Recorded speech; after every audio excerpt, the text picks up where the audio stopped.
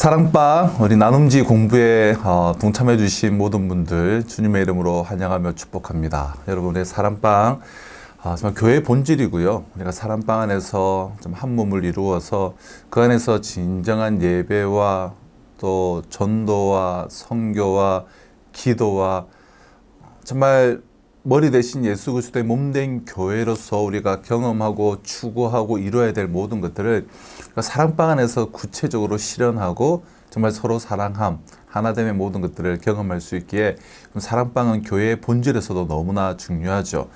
우리 지난주에 또 우리 한 목자님을 통해서 우리 함께 도전을 받았는데요.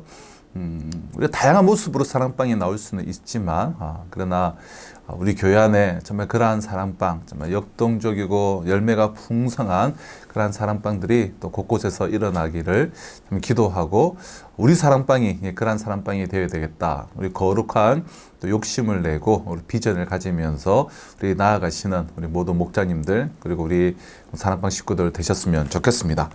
자, 이번 주는 우리 선한 전략을 세우라. 자, 그리고 특별히 이번 카메라가 있습니다. 이번 카메라. 우리 카메라를 형수현재가 또 우리 계속해서 업그레이드 되고 있습니다. 예, 또 카메라가 한 대 우리 구입해서 이번 카메라가 있어서 좀 더 우리가 좀 풍성하게 영상을 좀 이렇게 찍으려고 하는데요. 이제 이번 카메라, 네, 1번 카메라. 주로 1번 카메라 보고 하겠습니다. 선한 전략을 세우라. 우리 사무엘하 17장 1절로 우리 14절 말씀인데요. 우리 본문을 한번 읽어보시고요. 자, 서론을 제가 읽도록 하겠습니다. 이번 카메라 있으니까 한 번씩 바로 볼까요? 네, 그러면 우리 서론은 이번 카메라 보고 자연스럽게 아버지 다윗을 배반하고 왕위를 빼앗은 압살롬에게는 두 명의 전략가가 있습니다. 하나는 당대 최고의 지략가인 아히도벨이고 다른 한 사람은 다윗 편이지만 거짓으로 항복한 후세입니다. 다윗이 도망한 상황에서 두 사람의 작전이 충돌합니다. 아히도벨은 다윗을 죽일 뛰어난 작전을 제시하지만 후세는 다윗을 살릴 의로운 작전을 제시합니다. 압살롬은 두 작전 중 하나를 선택해야 합니다. 먼저 우리 큰 1번인데요. 아히도벨이 다윗을 칠 수 있는 가장 실제적인 전략을 내놓습니다. 우리 1절로 4절이 아히도벨이 내놓는 그런 전략의 내용인데요. 자, 1번 아히도벨이 내놓은 전략은 무엇입니까? 1절로 3절을 읽어보면 다윗이 지금 예루살렘 성에서 떠나와서 도망을 갔는데요. 그 밤에 즉시 14,000명의 군사를 딱 뽑아서 급습해서 딱 다윗만 제거를 하면 나머지 모든 백성들은 다른 사람들은 해를 입을 것도 없이 다윗만 타겟팅해서 암살을 하면 모든 백성들이 압살롬에게 돌아올 것이다 라는 그런 전략을 이제 아히도벨이 내놓게 되죠. 자, 쉽게 말해서 아히도벨은 지금 압살롬에게 야간 기습 작전을 건의를 합니다.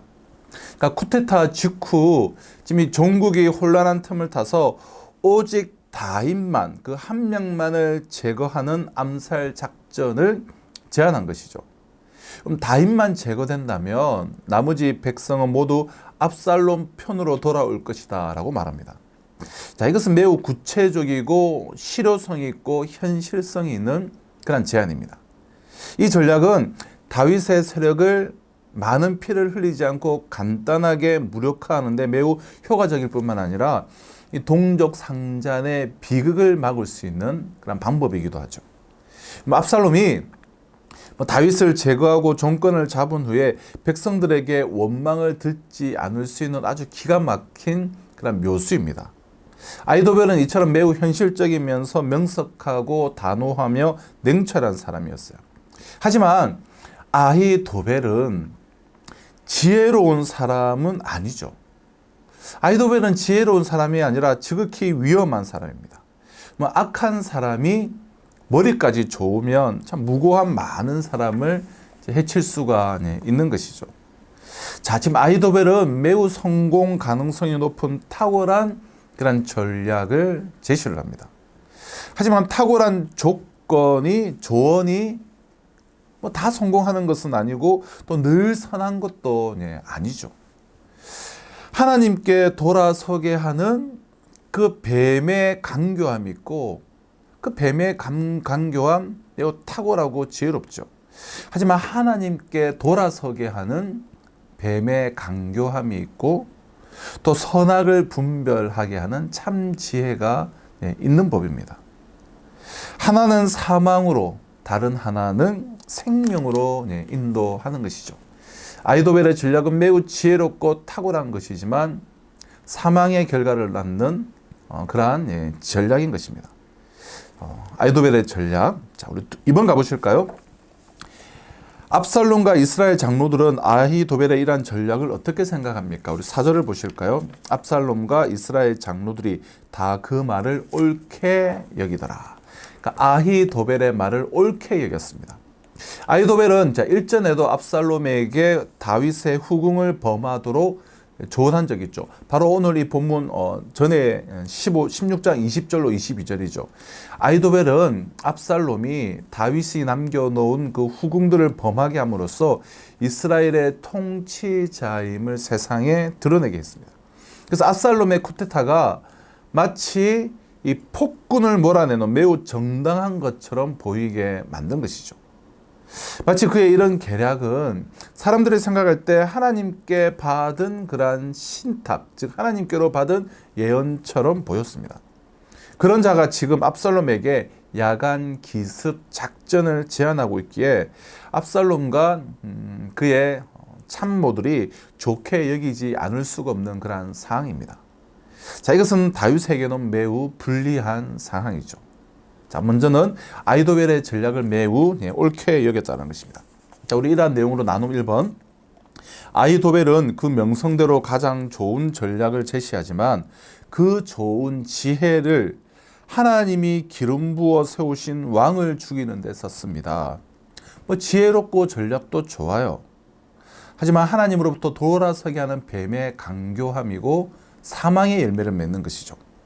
자, 지혜를 불의하게 사용하는 예를 찾아보고 그것이 얼마나 치명적인 결과를 초래하는지 이야기해 봅시다. 1번을 통해서 서로 나눔을 하시고요. 자, 2번. 후세가 아히도벨의 전략을 비판하고 다른 전략을 제시합니다. 자, 5절로 14절인데요. 1번. 후세는 아히도벨이 세운 전략의 문제점이 무엇이라고 말합니까? 5절로 10절을 읽어보시면 어떤 내용입니까? 후세가 아히도벨의 전략을 어떻게 문제점을 지적하죠? 다윗과 그의 부하들은 매우 실전 경험이 많은 그리고 용맹한 용사이기에 어딘가 지금 숨어서 급습에 대비하고 있을 것이 분명하다는 거예요. 다윗은 무리들과 같이 자지 않고 따로 어디서 숨어 있을 거라는 거예요. 그리고 지금 어미 곰이 새끼를 잃은 것처럼 매우 화가 나서 전투력이 활활 타고 있기 때문에 섣불리 이 야간 기습 작전으로 공격을 했다가 압살롬의 군대 중 몇 사람이 죽으면 오히려 사기가 떨어지게 될 것이다. 그래서 그것은 아히도벨의 전략은 문제점이 있다. 그런 이야기를 이제 하는 것이죠. 후세는 아히도벨의 전략이 지금 다윗의 힘과 지략을 가소평가한 것이라고 그렇게 지적을 합니다. 즉, 이 밤에 다윗의 군대를 급습하는 것은 다윗을 너무나 우습게 본 처사라는 것이죠. 다윗은 그렇게 호락호락하게 당할 사람이 아니라고 합니다. 그는 평생 전장에서 전투하면서 이 잔뼈가 굵은 사람이기에 이 밤에도 분명히 이 압살롬의 기습작전을 미리 예상하고 대비하고 있을 것이다. 그래서 피했을 것이라고 말을 합니다. 그래서 만일 이 밤에 압살롬의 군대가 기습작전하다가 오히려 해를 당하기라도 하면 모든 이스라엘의 백성들이 흩어질 것이라는 그런 불안감을 계속해서 심어줍니다. 후세는 이 현란한 이 말솜씨를 뽐내면서 압살롬과 신하들의 불안 심리를 이렇게 자극하죠. 이미 승기를 잡았음에도 혹시라도 패할지 모른다라는 그런 불안한 마음을 이용해서 결국 이 절호의 기회를 놓치게 만드는 그런 전략을 후세가 이 다윗의 입장에서 펼치고 있는 것이죠. 자, 이번 후세가 그럼 내놓은 전략은 무엇입니까? 우리 11절로 13절을 한번 읽어보실까요? 아히도벨의 전략에 대한 비판 후에 자신의 전략인데요. 나는 이렇게 계략을 세웠나이다. 온 이스라엘을 단부터 브엘세바까지 바닷가에 많은 모래같이 당신께로 모으고 친히 전장에 나가시고 우리가 그 만날 만한 곳에서 그를 기습하기를 이슬이 땅에 내림같이 우리가 그의 위에 덮여 그와 그 함께 있는 모든 사람을 하나도 남겨두지 아니할 것이요. 자, 어떤 전략이죠? 후세는 이스라엘 전역에서 군대를 모아서 압살롬이 직접 군대를 이끌고 가서 다윗의 군대를 초토화시켜야 한다고 그렇게 제안을 하고 있습니다. 자, 후세는 압살롬에게 며칠 더 시간을 갖고 철저하게 전투를 준비하자라고 그렇게 제안을 합니다. 이 밤에 어설프게 공격하기보다 이스라엘 전역에서 군사를 다 모집을 해서 다윗의 군대를 제대로 치자라는 것이죠. 이 제안은 압살롬에게 솔깃한 제안이었습니다. 왜냐하면 첫째, 그의 불안감을 해소할 수 있는 것이고, 둘째는 이렇게 군대를 전국에서 모집함으로써 이스라엘 백성 전체를 다윗과 대적하게 만드는 효과가 있기 때문입니다. 그래서 이 전쟁이 끝나면 당연히 이스라엘 백성이 압살롬을 왕으로 인정하며 만세를 부를 것이라고 보았습니다. 자, 후세의 제안 역시 아히도벨의 전략만큼 논리적으로 치밀하고 설득력이 있죠. 하지만 이것은 압살롬을 몰락시킬 제안이었는데요. 이 후세의 제안이 아히도벨의 제안과 차이나는 특징들이 있는데요. 첫째는 아히도벨은 기습작전, 소규모 기습작전을 제안했지만 후세는 대규모 군대를 제안을 합니다. 그러니까 엄청난 군대를 이끌고 가자는 거예요. 또 하나는 압살롬이 친히 군사 작전을 지휘해라는 거예요. 대군을 이끌어서 위풍당당하게 당신이 그 전쟁의 주역으로 지휘해라라는 것입니다. 세 번째는 뭡니까? 적군인 다윗 군대의 몰살이에요. 이러한 전략을 후세가 내놓게 되죠. 3번, 압살롬과 그의 사람들이 후세의 전략을 선택한 이유는 무엇입니까? 14절을 한번 읽어보실까요? 14절. 압살롬과 온 이스라엘 사람들이 이르되 아렉 사람 후세의 계략은 아히도벨의 계략보다 낫다 하니 이는 여호와께서 압살롬에게 화를 내리려 하사 아히도벨의 좋은 계략을 물리치라고 명령하셨음이더라. 네. 하나님이 압살롬에게 화를 내리려고 아히도벨의 좋은 계략을 좌절시켰기 때문입니다. 자, 이제 최후의 결정은 압살롬의 선택, 압살롬의 손에 달려 있습니다. 근데 놀랍게도 압살롬과 그의 신하들이 후세의 전략에 손을 들어주게 돼요. 사실 상식적으로 생각하면 압살롬 일행이 아히도벨의 말을 들어야 해요. 왜냐하면 쿠데타의 생명은 신속하게 상대방의 허를 찔러 일시에 제압하는 데 있기 때문입니다. 쿠데타를 일으켜놓고 지금 며칠 동안 군대를 소집한다며 시간을 허비하는 것은 실패를 자초하는 것이죠. 하지만 불안감에 사로잡힌 압살롬은 더 완벽한 준비를 한다며 엉뚱한 선택을 하게 됩니다. 이런 어리석은 선택은 단지 압살롬 일행이 지혜가 부족했기 때문만은 아니에요. 보이지 않는 하나님의 손이 작동한 것이죠. 하나님은 그들의 그 불안한 탐욕을 역용해서 그들의 전략을 무력화시키셨습니다. 자, 이러한 내용을 통해서 우리 나눔 2번, 3번을 나누실 텐데요. 나눔 2번, 후세는 악한 일을 저지른 압살롬 말고 하나님 편에 서서 다윗을 구할 지혜를 제시했습니다. 진정한 지혜는 하나님을 경외하는 것입니다. 오늘날 우리에게 필요한 하나님을 경외하는 지혜, 정의롭고 참된 지혜가 무엇인지 나누어 봅시다. 여러분, 악을 패하게 하는 것이 지혜죠. 그 선과 의가 승리하게 하는 것이 지혜입니다. 그럼 잠깐 있다 사라지는 이 눈앞에 권력을 쫓으며 비굴하게 처신을 할 것이 아니라 참 주군에게, 진정한 주군에게 충성하기 위해 목숨을 건. 그래서 때로는 참 거짓말을 하는 것도 때로는 이제 지혜일 수가 있는 것이죠. 가장 지혜로운 것은 하나님의 역사 주권을 인정하는 거예요. 하나님께서 모든 것을 통치하시고 다스리신다. 하나님의 역사 주권을 인정하는 것이 참 지혜죠. 후세의 지혜는 그러한 것이었어요. 아이도벨의 지혜는 오히려 하나님으로부터 돌아서게 하는 그런 지혜였던 것입니다. 우리 나눔 2번 좀 풍성하게 돌아가시면서 다 나누어 보시고요.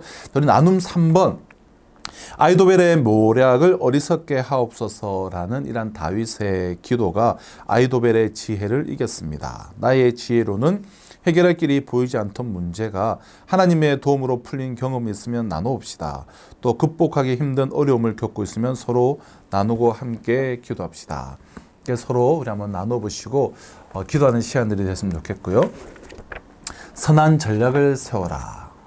여러분, 동쪽으로 가려면 이 서쪽을 등져야 합니다. 그러니까 선택이란 다른 말로는 포기하는 것이에요. 하나를 선택하기 위해서는 하나를 포기해야 돼요. 동쪽으로 가기 위해서는 서쪽은 등져야 돼요. 그럼 오늘 나의 선택이 미래를 결정합니다. 그럼 지혜자는 성공과 실패에 대한 경험이 많은 사람이에요. 그에게는 지혜에 대한 지혜가 있어요. 그럼 압살롬에게는 아히도벨과 후세라는 두 명의 책사가 있었습니다. 결과만 놓고 본다면 압살롬은 아히도벨의 말을 경청했어야 해요. 지혜자로서 평판이 자자했던 아히도벨을 따랐다면 다윗을 죽이고 이스라엘의 왕이 되었을 겁니다. 누가 보아도 아히도벨의 전략이 합리적이고 또 치밀했지만 압살롬의 선택은 후세였어요. 후세는 압살롬에게 오직 압살롬이 직접 통솔하는 거대한 군대만이 다윗을 이길 수 있다고 말하면서 압살롬의 그 허영심, 그 재성을 계속해서 자극했습니다. 허영심이 강했던 압살롬은 후세가 던진 그 미끼를 물었고 결국 죽음으로 생을 마감하였습니다. 인생은 선택이에요. 그 선택에 영향을 주는 것은 무엇인가? 진짜를 만난 경험이 있는 사람만이 허영심과 욕심 때문에 시야가 좁아지거나 자기 생각에 갇히지 않을 것입니다. 그럼 위조 지폐를 구분하는 훈련을 어떻게 하시는지 아십니까? 진짜 지폐만을 계속해서 보는 거예요. 진짜 지폐만. 그러니까 뭐 가짜의 유형들이 많겠죠. 근데 가짜의 유형들을 계속해서 살펴보는 것이 아니라 진짜 지폐만을 계속해서 봐요. 진짜 지폐에 대해서 완벽하게 훈련이 되고 진짜를 만나면 다른 모든 거짓들은 이제 구별이 되는 것이죠. 여러분, 내 삶의 현장에서 우리가 선한 선택, 선한 판단, 선한 전략을 세우고 하나님의 절대 주권을 인정하면서 나아가시는 우리의 삶이 되시기를 주님의 이름으로 축복합니다.